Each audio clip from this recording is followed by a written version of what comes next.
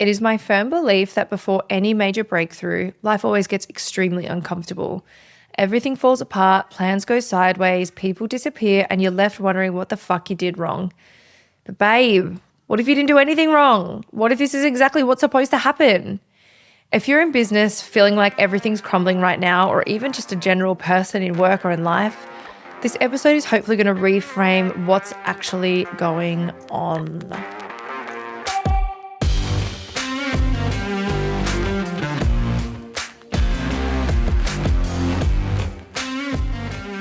This podcast is being recorded on Gubbi Gubbi land. We pay our respects to the traditional custodians of this land, our country, and elders past and present.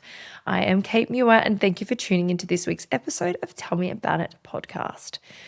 Today we're going to get into it, and I really want to talk about the messy middle and why I guess it's always darkest right before the dawn. Something in your life, or you may be going through this now, you may have had this previously, but there was a time where something in your life feels like it's absolutely unraveling and you're low-key wondering if you ever done something cosmically wrong, or like maybe you accidentally kicked a puppy in a past life and this is your trauma, this is your karma. It's not karma. It might actually be the best thing that's ever happened to you. So today I want to unpack why chaos isn't your enemy, why it's your hype girl in disguise. I want to talk about why your relationships might be doing this weird shift thing and why that's actually clearing space. And I also want to talk about why that business model you used to love or that job you used to love may sometimes feel like you want to fake your own death. I also want to talk about that little voice saying, I can do more, isn't delusion, and it's actually divine downloads. Like, I need to get real with you for a sec, because as female business owners especially, we cop a particular flavor of this whole experience. We're told to be grateful. We're told wanting more is greedy. We're told that ambition is somehow unbecoming. We're told that we can't have it all. We can't be a mother and a business owner and a blah, blah, blah, blah. It's like we're told that basically wanting a bigger life makes us bad women or something. And so when everything starts crumbling and we're standing in the rubble thinking, actually, though, I do want more, there's this heaping side of guilt that comes with it, and it comes from society's standards as well. So not today, bestie. Today we're going to yeet that thought pattern and that process straight into the fucking sun. So I want to kick this off by talking about why chaos is not actually the villain. If you are in a phase of your life where you feel like everything in your life is falling apart, maybe multiple somethings, your plans have gone completely sideways, people who you thought would ride with you forever have drifted off or straight up ghosted, systems that used to work, your marketing, your client pipeline, your whole bloody workflow suddenly feel clunky and wrong, like you're trying to fit into jeans from 2012. Are you sitting here at doom scrolling at 2 a.m. thinking, what the fuck am I doing wrong? Why is everything so hard right now? Babe, come closer. I need you to hear this. This isn't failure. This is renewal. This is quite literally the universe clearing your fucking pathway. And I know that that's something that sounds like something your weird drunk aunt would say at a barbecue, but, or even one of those weird family members that shares like those weird quotes on Facebook with fucking background of a sunset. Some questionable font choices, but stay with me because there's actually something legit happening here. So think about it like renovating your house. If you wanted to transform your space into something incredible, you have to demolish some stuff first, right? You have to rip the plaster off the walls. You can't just like plaster over the top. I mean, you can, but you're probably not dealing with all the things underneath. You can't just slap new cabinets over the crusty old ones. You can't just throw in another layer of wallpaper. You've got to rip out what's not working, and during that demolition phase, it's chaotic, it's dusty, it's dirty, it's messy, it stinks. You find things in there that you didn't think you were going to find, dead mice and all those things. You've probably eaten mee goreng for dinner because your kitchen looks like a bomb went off. But you don't look at that mess and think, my house is ruined forever. I should just live like this forever. You think, this is part of the process. Well, your life works exactly the same way, queen. When chaos rocks up uninvited, it's often because you've outgrown your current container. The universe is saying, oi, you ordered a bigger life and here's the demolition crew. They're early. Fucking deal with it. You need it right now. It's time to walk the plank right now. For us as business people, this destabilization hits different when we're usually the ones holding everything together. We're running businesses while managing households, relationships, mental loads that would make a seasoned project manager cry into their Asana dashboard. When things start falling apart, it feels like we're failing at the one job that we are like supposed to be good at, which is keeping all the balls in air by looking effortlessly put together. So what if keeping it together was like never the point? What if the point was to let it fall apart so something bigger could come through? So you get more beach balls, bigger ones, lighter ones. What if the point was just making space, creating space, facing things we perhaps didn't want to face? I was chatting to a friend recently who's been running her business for about 7 years, and she said, Cait, I feel like I'm watching my whole business model crumble and I don't know how to stop it. And I just responded with, what if you meant to not actually stop it? Maybe this is you learning to adapt to a new market. Maybe this is telling you it's time for a glow up. She kind of went quiet for a second, and then she said, I've been so busy like trying to save what I've built for so long that I haven't even asked myself what if this is not what I want anymore? What if this is not my clients that I want anymore? Bingo. So here's the thing. If you're like constantly clinging on to the old, you block the new. Read that again. Listen to that again. Screenshot it. Whatever. Sometimes they caption these. It's like when you have a toxic staff member in your workplace, right? And you're like, oh my God, I can't find new stuff. Like I'm trying to grow my team. I'm trying to blah, blah, blah. And no shit, you've got someone literally cock blocking you from filling their space. Like they need to go first before a new one comes along. And isn't it crazy whenever like one or a few people leave, all of a sudden you get all these like new exciting people come along and they're better and they're bigger and they're harder workers and they're all the things that you were looking for. You just had to let go of that old thing. Same thing. So if your life feels chaotic right now, I want you to consider a radical possibility, which is that you are not falling apart. Your life is not falling apart. You're being fucking upgraded.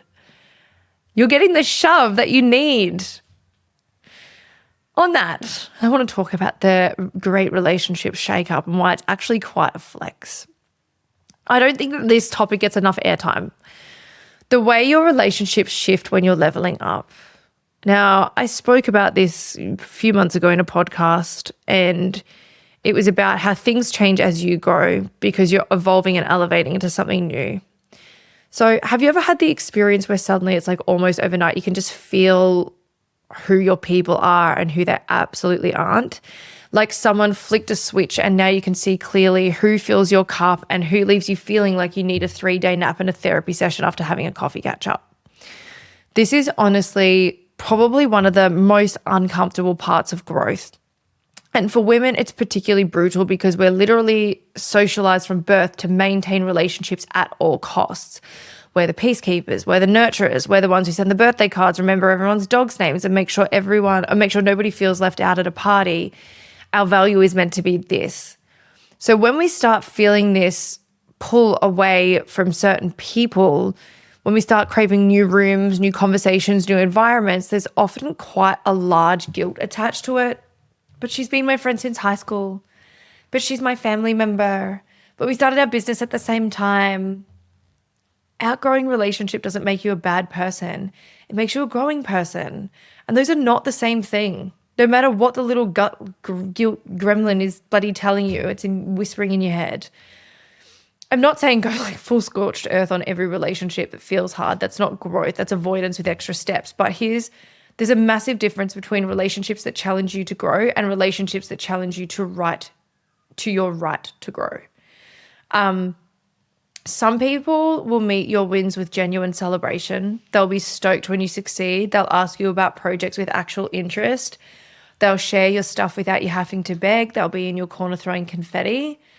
And there are other people that will meet your wins with weird off energy, backhanded compliments, subtle digs, changing the subject every time you mention your business, making you feel like you need to shrink yourself down so they feel comfortable.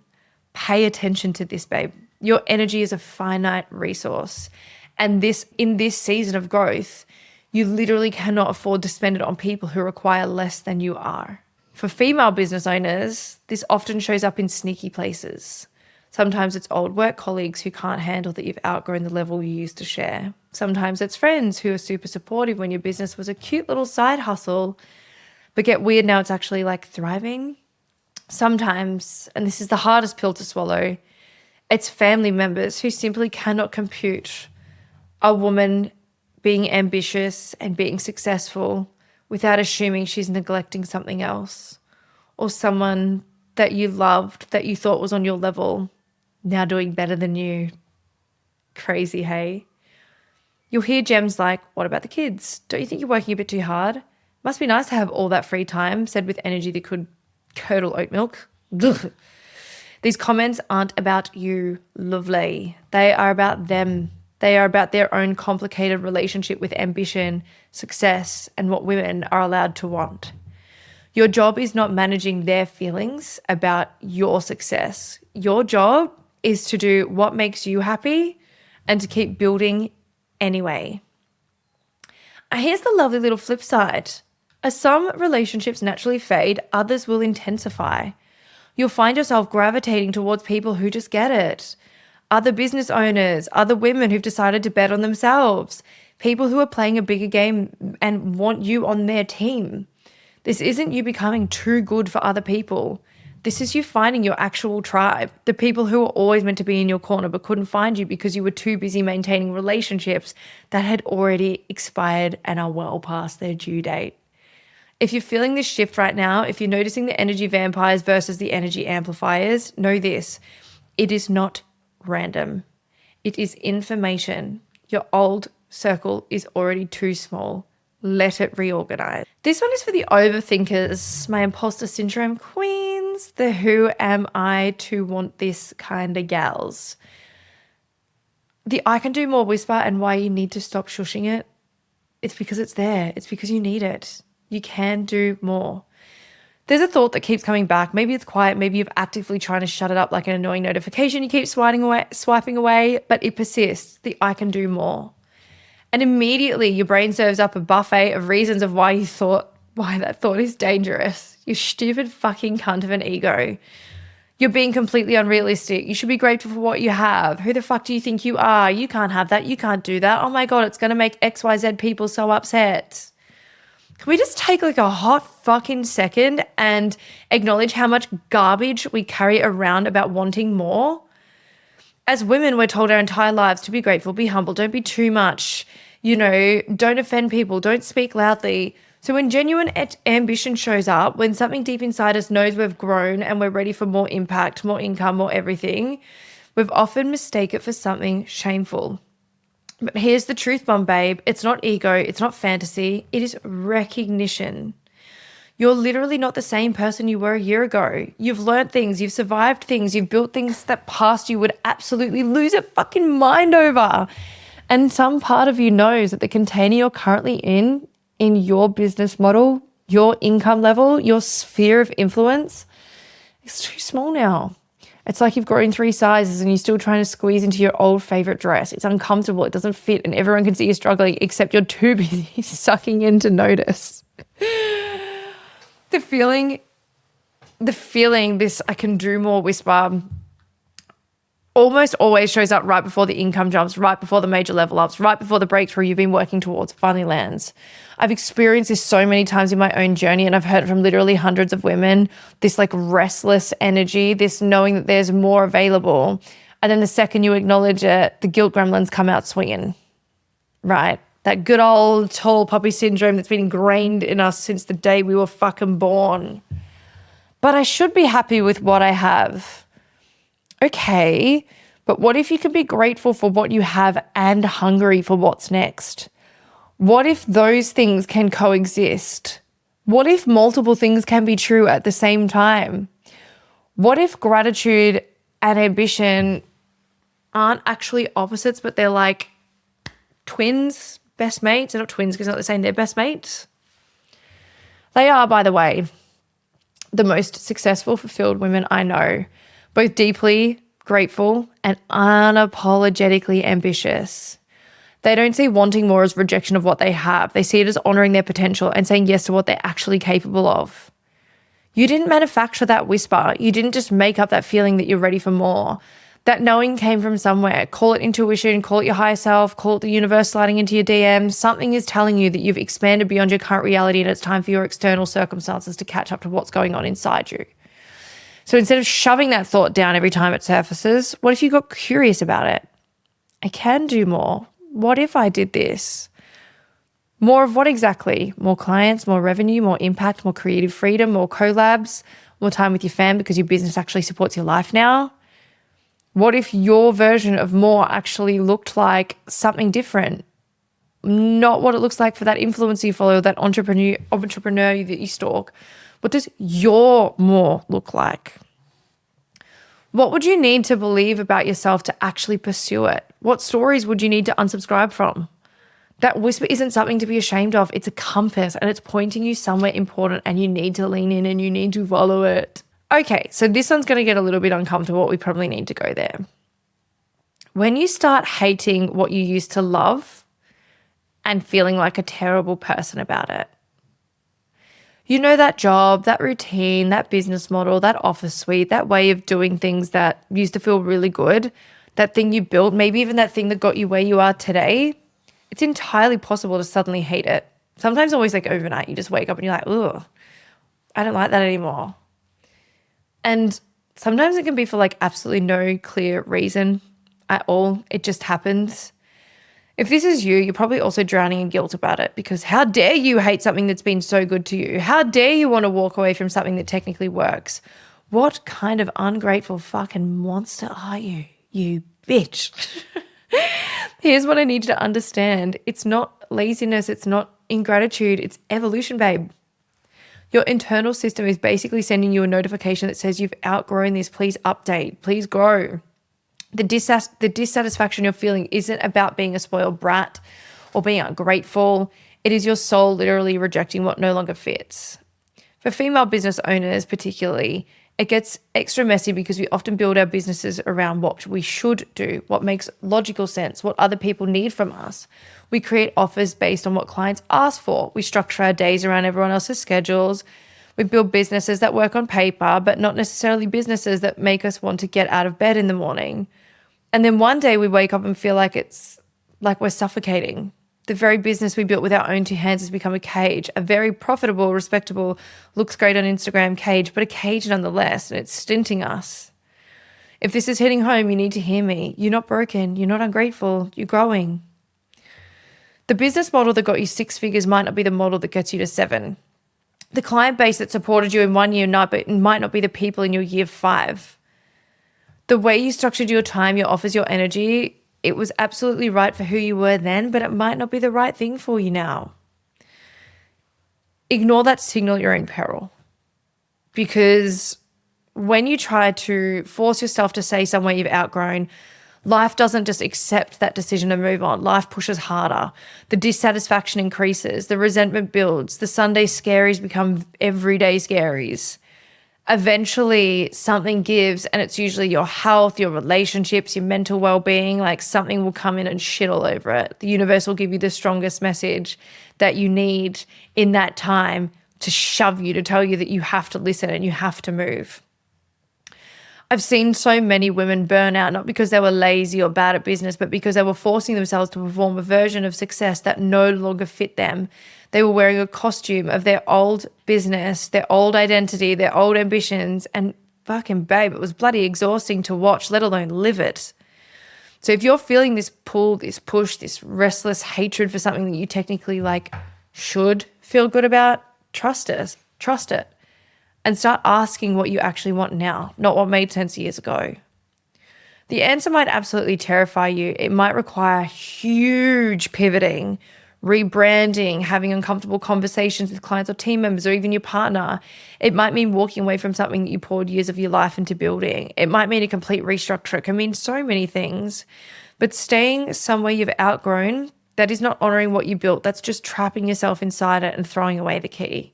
Final point. She's a biggin. This might honestly be the most important thing we talk about today, which is the brutal honesty era. I think you're going to love it here. I live in this era. You become brutally honest with yourself. You stop saying, I'm fine, when obviously you're not fine. You stop pretending you don't want more because wanting more feels scary and vulnerable. You stop performing contentment because it's easier than admitting you're absolutely starving for something bigger. This, my love, is where the real movement begins. This is where everything changes. Because here's the actual truth that nobody talks about. Most people stay stuck not because they lack opportunities or talent or resources or anything else. They stay stuck because they won't admit to themselves or anyone else that they want something different, and they choose stuckness. They choose to sit still. They choose to stay small because it's safer and it's simpler and it's more comfortable to pretend you're satisfied. It's easier to make peace with good enough than to admit you want extraordinary and then actually have to do something about it, because the work is hard. Here's the thing. You can't build a life you won't admit that you want. As women, we're trained from childhood to minimize our desires. We're taught that wanting too much is unattractive, unfeminine, selfish, aggressive. Pick your toxic adjective. So we learn to want quietly, to dream in whispers, to catch our ambitions in so many qualifications and apologize that even we can't tell what we actually want anymore. We're told that we have to be shaped into this perfect little housewife person, this person that's quiet, secondary to a man, must obey parents, must obey family, must fit into this little shaped box that we're told, not only from our families, but right through school as well, right? It's horrible. I mean, it would be nice if, but like no pressure. I know that I should be grateful, but I don't want to sound greedy or anything. However, no, absolutely fucking not. We're done with that energy. It's 2026, bitches. It's time to move forward.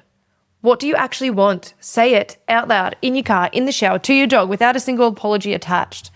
I want to scale my business to 7 figures, 8 figures. I want to work with clients who light me up. I want to make more money than I ever thought possible for someone like me. And I want genuine, lasting impact. And I want freedom and financial abundance and creative fulfillment. I want the whole fucking buffet, and I'm going back for seconds. Does saying any of that make you feel uncomfortable? Good, because that discomfort is the edge of your comfort zone, and literally everything you want is on the other side of it, doing a little dance waiting for you to join it. The women who break through into new levels are not women who are more talented, more lucky, more connected, or even wealthier than you. They're not smarter than you. They don't have any more means.